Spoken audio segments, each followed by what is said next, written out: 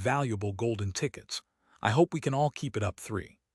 Chapter 10, 88. The Advance of the Holy Church meets its halt. The video recorded on the battlefield by Naomi, a video which covered every angle from her perspective, reached each and every base of the Catholic Church. First to gasp were the upper echelons, but it didn't take long for the video to reach every corner of every base. knowing how important it was to restore the lost faith in the hearts of those with a greater sense of freedom and autonomy, to prevent the sheep from getting out of the sheepfold and causing trouble. The highest-ranking priests and soul evolvers immediately began to work together. On one of the most crowded streets of Firenze City's largest base, the heavy atmosphere could practically be felt floating in the air. This was a shopping street where survivors could buy, sell, or trade things that were no longer of use to them for other items that they could get more use out of or that they needed. There were even soul evolvers with their own stands selling knives, swords, armor, shields, shoulder pads, and other items that, despite being only rank 1 at most, were still much needed by those without the skill blacksmithing or without a blacksmith friend. This street, always crowded to the point where it was difficult to walk, had suffered a drastic decline, and now the number of normal survivors was less than 80% compared to the past. Even the most powerful soul evolvers were no longer as visible as before. This had started 2 days ago, when they learned that they would soon be attacked by the demon race. If it had been earlier, the survivors and soul evolvers belonging to the Holy Church faction would have laughed at the inept demons who boldly attacked the serfs of the Almighty. However, the continuing victories of the demon race over the Catholic Church made them realize for the first time in a long time that no one, not even the most loyal to the Lord, had their lives assured in this world. Even if after their death their souls entered the embrace of the Lord, no one really wanted to die. Therefore, most stayed in their homes without going out except to work. Some even absented themselves from their jobs despite knowing full well that the demand for work was tremendously high, but the supply relatively low in comparison. On this particular day, when the sun had just begun to shine on the horizon and the first gates opened, the survivors and soul evolvers were surprised to discover several holographic screens floating in the sky at different points around the base. What's this all about? I don't know. Surely it's about an important announcement. Important announcement. Oh, you must be new here. Every time something important needs to be broadcast, these screens are displayed. Look, see that person on top of that building. He's the one in charge of this screen. Could it be related to demons? Let's hope it's not anything bad. Almighty Lord, your faithful serfs have loyally followed you all this time. Please protect us. The increasingly loud murmurs made more and more people peek their heads out of their houses, and upon seeing the huge screens, they were shocked before going out or opening the wooden windows to pay better attention to the announcement. At exactly 7 a.m., a time when traffic was stabilizing as 80–90% of the survivors on the base were awake by then, the more than 800 giant holographic screens displayed at different points in the main base of Firenze City began to light up. The eyes of everyone immediately focused, and in less than 5 seconds all sound and voice had ceased to exist as each survivor paid special attention to the message that would soon be transmitted to them. Soon, the scene of 2 huge clouds approaching on the distant horizon appeared before their eyes. In addition to the black cloud in the sky and the dust cloud on the ground that could not yet be identified by those present, the image of the most powerful legion riding horses and other types of elegant and powerful mutant beasts appeared before them. It's the Legion of Holy Knights. That's Lord Matthew, our most powerful guardian after His Holiness Israfel. When I get older, I will definitely join the Lord's main troop. The more in the know immediately recognized the Legion of Holy Knights, something that was not too difficult after visualizing on-screen figures of supreme importance to the pyramid such as Matthew, Naomi, Mikkel, and others. However, it was then that everyone understood what the 2 clouds represented. The demon. A survivor automatically took half a step back before freezing as he stared at the screen with wide eyes filled with fear. As so many demons. How can this be possible? There's no way we can win in the face of so many enemies. Lord, the heavens really want us to disappear from this world. Even if it is the Legion of Holy Knights, how are they supposed to fight all those monsters? God preserve them and keep them in your glory. Some despaired and began to cry after falling on their knees. Others complained to heaven and God for being so cruel towards those who prayed and worshipped Him. Only those whose will was strongest and could remain calm were smart enough to realize that something big would definitely happen next. Indeed, the next moment, there was a soft but powerful voice that stopped the Holy Knight Matthew just as he was about to lead the charge towards the now visible horde of demons. Wait. It was only a short word, but there was no one who did not recognize the owner of that voice. Your Holiness. It is the Supreme Pontiff. Lord Israfel is also on the battlefield. Maybe with God's representative present our humanity will have hope to fight against the creatures of hell. As Israfel's image was projected on every screen from his back, and his words filled with sincerity and power reached the eyes and ears of the survivors, a new wave of silence hit every base. He, the Supreme Pontiff, really said he was going to face all those demons from hell by himself. Everyone who had not seen the video earlier swallowed audibly and automatically began to sweat as they watched silently as hundreds of thousands of magical attacks, along with what seemed to be millions of arrows and sword slashes launched by the demons, were directed to Israfel. Suddenly, the white light that burst from inside Israfel's body illuminated the entire screen in such a way that the survivors just stared at the blank screen before them. Even all sound was eliminated or muted. However, no more than a few seconds later, and as the white light began to weaken and recede, they all felt their hearts slowly begin to beat harder and harder as if it wanted to escape from their chests. Seeing Israfel's slim body standing unharmed in the middle of what seemed to be an abyss of darkness and destruction after the demons' attacks hit their target was like a scene out of a fantasy movie. But what happened next was even more fantastic for all of them. Repent, creatures of darkness. Stop your hostile actions. Our Almighty Lord God has a wide heart, and his kindness is boundless, so even you can enter his kingdom if you wholeheartedly show your repentance. I have received your word, and the Lord knows that it is not your fault that you were born this way. Kill yourselves. The voice of the Supreme Pontiff, His Holiness Israfel, sounded wholly like that of a true servant of God. His every word, his every prayer projected so much power that the seemingly endless army of demons underwent drastic changes in a matter of seconds. After stopping dead in their tracks either in the sky or on the ground, the demons began to kill each other or commit suicide. It really seemed as if repentance had struck them, and as if they wanted to stop being creatures of hell and enter the Lord's kingdom. Watching from the footage clearly recorded from a distance, as demons exploded into blood mist or fell from the sky, while the whole area became a hell filled with magical and physical explosions, the survivors slowly began to come out of their daze after the first minute. 1, 2, 3, 1,000, 2,000, 3,000, 10,000, 20,000, 30,000. At each base, one by one, the survivors and soul evolvers knelt in front of the screens. A good part of them, especially those who felt that their faith was not enough or had been shaken during the last days because of the constant defeats suffered by the Catholic Church, began to pray with their eyes closed. As the cracks in the faith of the majority were quickly restored, the two oceans of enemies, one on the ground and one in the sky, began to become emptier. On the other hand, all those who always trusted in the Lord and his faithful followers watched as the Supreme Pontiff Israfel advanced step by step towards the demons, spreading his word and effect deeper into the enemy ranks. This power does not belong to me. It is the power the Lord has granted me to save your souls. Do not fear. Losing your fleshly body will only cleanse you of the vile sins you have committed, but your souls will be saved, and you will go to paradise. The words of the Supreme Pontiff Israfel, in which he himself said that Lord God was lending him his power to eliminate the vile beings that threatened the safety of mankind, finally proved to be the straw that broke the camel's back. The survivors who had been suffering from anxiety and fear all this time immediately started shaking their clenched fists towards heaven and shouting all kinds of curses towards the demons while praising and worshiping the Legion of Holy Knights, the Supreme Pontiff, and the God of Heaven.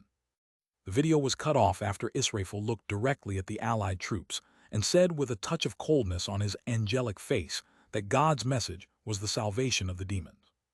Everyone understood based on the words Israfel had said earlier that salvation was not necessarily a good thing for the demons. So when the holographic screens went out and disappeared, everyone knelt down to pray with tears in their eyes. Those high-ranking priests waiting for the perfect opportunity to usurp Israfel's throne silently clicked their tongues and went back to hiding in the darkness, waiting for the next occasion while disguising their intentions behind smiles and kind eyes. Faith was one way to keep the masses in order, particularly in times of chaos and big changes such as this. However, this did not mean that faith was enough to brainwash everyone. The human heart was unpredictable, so even among those who pledged loyalty to the Almighty there were some black hearts. Under Israfel's leadership, the Legion of Holy Knights took only 2 days to regain the lost territory of Pisa. Unfortunately, the more than 900 human lives that had been lost in the process of the war,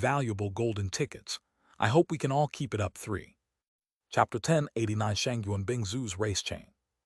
Naturally, Bai Zemin had no idea what was going on with the Holy Church faction. In fact, although he and the top commanders of the Transcendent faction were aware that things in Italy seemed to have stabilized to a large extent thanks to some images captured by their main orbiting satellite, Bai Zemin and the rest had little idea of how things were going over there. The truth was that, when it came to information from the outside countries, it could be said that Bai Zemin and his faction were behind the other major factions. This was because, unlike Angelo and Israfel, who spent a lot of resources and sacrificed many men sending covert troops to other continents to gather information from the strongest factions in the area, Bai Zemin unhesitatingly rejected such an idea when crafty old politicians proposed it.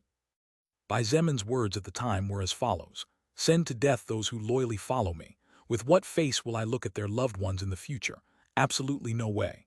When our territory becomes stable, we will naturally advance to the rest of the world and gradually find things out. As for sacrificing my soldiers in such a way, it is out of the question." Since then, although some still thought it was better to start gathering information from the other factions, no one said it out loud anymore. Everyone knew that their young leader was stubborn like a mule when it came to certain matters, and pushing him further would only be detrimental to themselves.